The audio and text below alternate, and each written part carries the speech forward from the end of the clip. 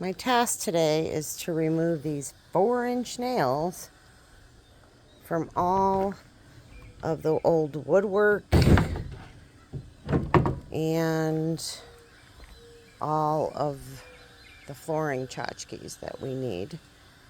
So, this is what I'm using. Forget the hammer.